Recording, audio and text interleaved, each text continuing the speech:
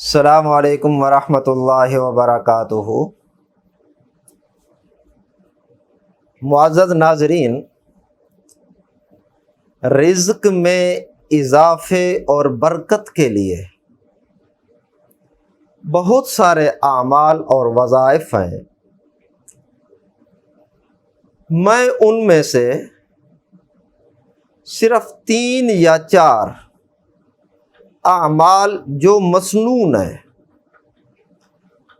ان کی طرف اشارہ کر دیتا ہوں کہ وہ ایسے اعمال ہیں کہ ان کے وجہ سے رزق میں برکت، رزق میں اضافہ اور رزق میں ترقی یقینی ہے۔ کوئی شک نہیں ہو سکتا،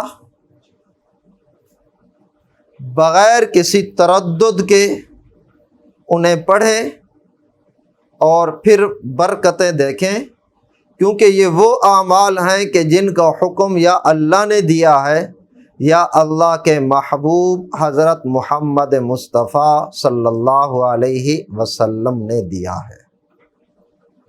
تو معزز ناظرین، رزق میں اضافے کا سب سے بڑا عمل جسے تمام اعمال پر فوقیت حاصل ہے وہ ہے استغفار۔ کہ استغفار ایک ایسا عمل ہے کہ اس کی وجہ سے رزق میں اضافہ اور برکت اور ترقی یقینی ہے، ذرا برابر بھی شک نہیں ہو سکتا۔ وَقُلْتُ اسْتَغْفِرُوا رَبَّكُمْ إِنَّهُ كَانَ غَفَّارًا، فرمایا کہ میں نے انہیں کہا کہ استغفار کرو، تمہارا رب بخشنے والا ہے، تم پر بارش نازل کرے گا، مال اور اولاد کے ذریعے تمہاری مدد کرے گا، استغفار کی برکت سے تمہارے باغات میں برکتیں پیدا کرے گا، تمہارے لیے نہریں چلائے گا۔ تو استغفار اتنا اہم ذریعہ ہے ترقی کا۔ ایک حدیث شریف میں آتا ہے کہ آپ صلی اللہ علیہ وسلم نے فرمایا، من لازم الاستغفار جعل اللہ من کل ضیق مخرجا ومن کل ہم فرجا ویرزقہ من حیث لا یحتسب۔ فرمایا کہ جو آدمی استغفار کو لازم پکڑے گا، لازم پکڑنے سے مراد کرتا ہی رہے گا، استغفار صبح شام کرے گا، اٹھتے بیٹھتے کرے گا، سوتے جاگتے کرے گا، تو اللہ اسے 3 انعام عطا فرمائیں گے۔ جعل اللہ من کل ضیق مخرجا، جہاں اس کے لیے راستے بند ہو جائیں گے اللہ اس کے لیے راستہ کھول دے گا، اللہ ہر تنگی سے اسے نکالے گا۔ وَمِن كُلِّ هَمٍّ فَرَجًا، ہر پریشانی سے اسے نجات دے گا۔ آج کل ڈپریشن اور ٹینشن کا مرض بہت زیادہ بڑھ گیا ہے، تو اس کا علاج استغفار سے بڑھ کر کوئی نہیں ہو سکتا، کہ یہ محبوب صلی اللہ علیہ وسلم کی پاک زبان سے نکلا ہوا حکم ہے۔ وَيَرْزُقْهُ مِنْ حَيْثُ لَا يَحْتَسِبُ، اور تیسرا انعام یہ ہے کہ استغفار کو جو لازم پکڑے گا اللہ اسے وہاں سے رزق دے گا جہاں سے اس کے وہم و گمان میں بھی نہیں ہوگا۔ تو ترقی اور برکت کا سب سے بڑا ذریعہ اور سبب استغفار ہے۔ دوسرا سبب اللہ کے راستے میں خرچ کرنا۔ حدیث شریف میں آتا ہے کہ آپ صلی اللہ علیہ وسلم نے فرمایا، انفق علیک، اللہ روزانہ فرماتے ہیں بندوں سے خطاب کر کے کہ میرے بندے تو خرچ کر، میں تجھ پر خرچ کروں گا۔ شیخ سعدی کہا کرتے تھے رحمہ اللہ کہ میں ساری زندگی 2 آدمیوں کی تلاش میں رہا، کہ مجھے کہیں ملیں لیکن نہیں مل سکے۔ ایک وہ آدمی، وہ شخص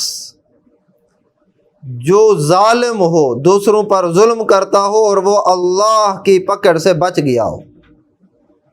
دوسرا وہ شخص جو اللہ کے راستے میں خرچ کرتا ہو اور وہ فقیر اور محتاج ہو گیا ہو۔ تو جو اللہ کے راستے میں خرچ کرے گا وہ کبھی فقیر اور محتاج نہیں ہو سکتا۔ ایک کے بدلے میں 70 ملے گا اور بڑھتے بڑھتے 700 تک، اور اس سے زیادہ جتنا چاہے۔ لہذا رزق میں اضافے کا بڑا ذریعہ جو دوسرے نمبر پر ہے وہ ہے اللہ کی مخلوق پر اللہ کے راستے میں خرچ کرنا۔ حضرت ابو ذر رضی اللہ تعالی عنہ کے بارے میں آتا ہے کہ آخر عمر میں عمر بڑی ہو گئی تھی، بوڑھے ہو گئے تھے، تو یہ ایک مدینہ منورہ کے قریب ایک جگہ ہے مقام ربضہ، ان کو وہاں منتقل کر دیا گیا۔ تو میاں بیوی یہ اکیلے رہا کرتے تھے۔ ایک نوجوان کے دل میں آیا کہ حضرت ابو ذر کا جو خادم ہے وہ بھی بوڑھا ہو گیا ہے، لہذا انہیں خادم کی ضرورت ہے، خدمت گزار کی، میں ان کی خدمت کر لیتا ہوں۔ تو یہ حضرت ابو ذر کے پاس گئے اور ان سے درخواست کی کہ حضرت مجھے اپنی خدمت کے لیے قبول کر لیجئے۔ فرمایا کہ ٹھیک ہے، لیکن میری ایک شرط ہے۔ وہ نوجوان کہنے لگا کہ جی حضرت فرمائیے، آپ کی شرط کیا ہے؟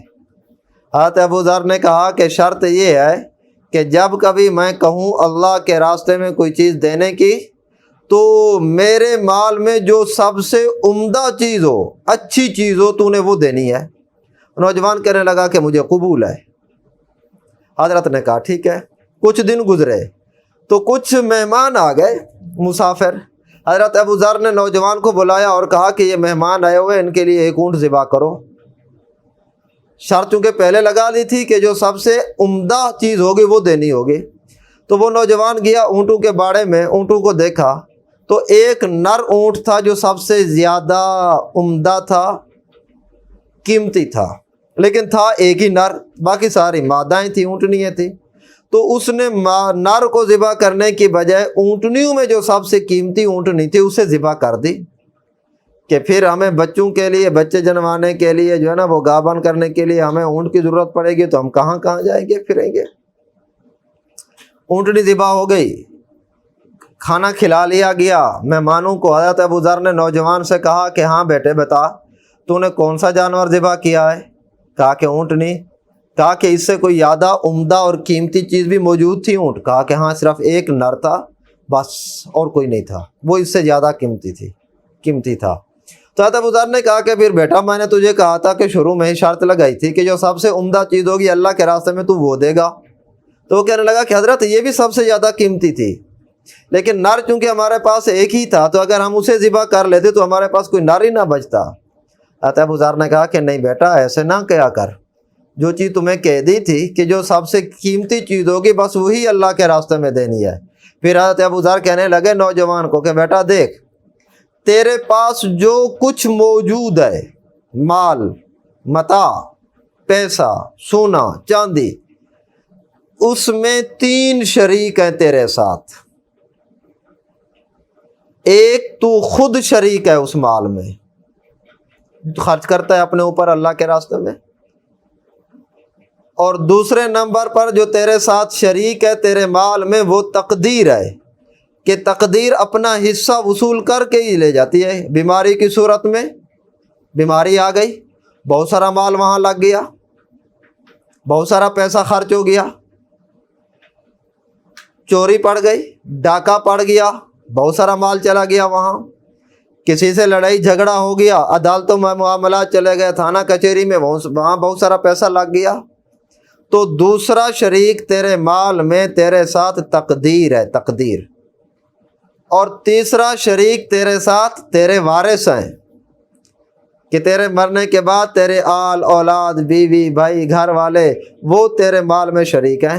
فرمایا کہ تیرے مال میں 3 شریک ہیں، یاد رکھنا تیرا حصہ ان تین میں سب سے کم نہیں ہونا چاہیے۔ کیا مطلب؟ سب سے کم نہیں ہونا چاہیے کہ تو جو آخرت کے لیے مال بھیجے وہ ہو تھوڑا، اور تقدیر اپنا حصہ زیادہ وصول کر لے، بیماری، چوری، ڈاکہ، نقصان، ان چیزوں میں، اور ورثہ تیرے مرنے کے بعد وہ زیادہ مال لے لے، اور آخرت میں جو تو بھیجے وہ تھوڑا ہو۔ تو دیکھ، ان تینوں میں تیرا حصہ سب سے کم نہیں ہونا چاہیے، بلکہ تیرا حصہ سب سے زیادہ ہونا چاہیے۔ اگر زیادہ نہیں ہو سکتا تو کم از کم برابر ہونا چاہیے۔ تو اللہ کے راستے میں مال خرچ کرنے سے بڑھ کر برکت اور ترقی کا کوئی اور سبب نہیں ہو سکتا۔ تو دوسرا درجہ اس کا ہے۔ تیسرا درجہ صلہ رحمی، کہ رشتہ داروں عزیزوں کے ساتھ صلہ رحمی جو کرے گا اللہ اس کے رزق میں بھی برکتیں اور ترقی نصیب فرمائیں گے۔ چوتھا درجہ جو ہے وہ ہے وظائف کا، تسبیحات، سبحان اللہ و بحمدہ، سبحان اللہ العظیم، سبحان اللہ و بحمدہ، استغفر اللہ العظیم، لا حول ولا قوت الا باللہ، سبحان اللہ، الحمد للہ، لا الہ الا اللہ، اللہ اکبر۔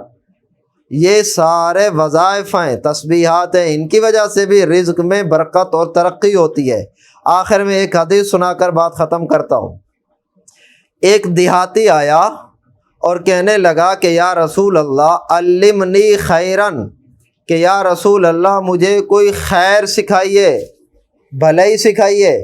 آپ نے فرمایا کہ یہ پڑھا کرو، سبحان اللہ والحمد للہ ولا الہ الا اللہ واللہ اکبر۔ وہ یہ سن کر واپس چلا گیا، انگلیوں پر گنتے ہوئے کہ 4 چیزیں بتائی گئی ہیں، سبحان اللہ، الحمد للہ، لا الہ الا اللہ، اللہ اکبر، گنتے ہوئے کچھ دور گیا، پھر واپس آ گیا۔ آپ صلی اللہ علیہ وسلم نے دیکھ کر فرمایا کہ ضرورت مند واپس آ رہا ہے، اور آ کر عرض کی پھر انگلیوں پر گن کر 4 چیزیں کہ سبحان اللہ، الحمد للہ، لا الہ الا اللہ، اللہ اکبر۔ یا رسول اللہ یہ تو ہو گئی اللہ کے لیے، میرے لیے کیا ہے؟ آپ نے فرمایا کہ دیکھ، جب تو کہتا ہے سبحان اللہ، اللہ فرماتے ہیں کہ صدقتا، تو نے سچ کہا، اور جب تو کہے الحمدللہ، اللہ فرماتے ہیں کہ تو نے یہ بھی سچ کہا، اور جب تو کہتا ہے لا الہ الا اللہ، اللہ فرماتے ہیں کہ سچ کہا، اور جب تو کہتا ہے اللہ اکبر، اللہ فرماتے ہیں کہ میرے بندے نے یہ بھی سچ کہا۔ پھر تو کہتا ہے اللہم اغفر لی، یعنی اے اللہ مجھے معاف فرما، اللہ فرماتے ہیں فعلتو، میں نے کر دیا، یعنی معاف کر دیا۔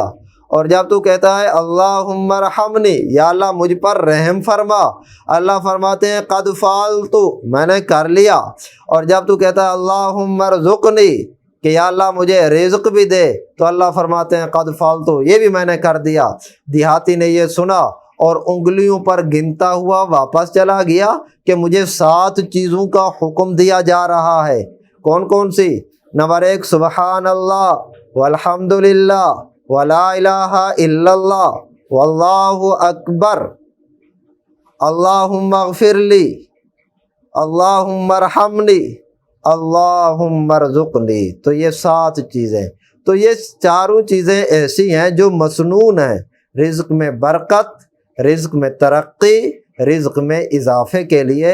ان کو باقی وظائف پر ترجیح حاصل ہے، اور ہمیں بھی ترجیح دینی چاہیے۔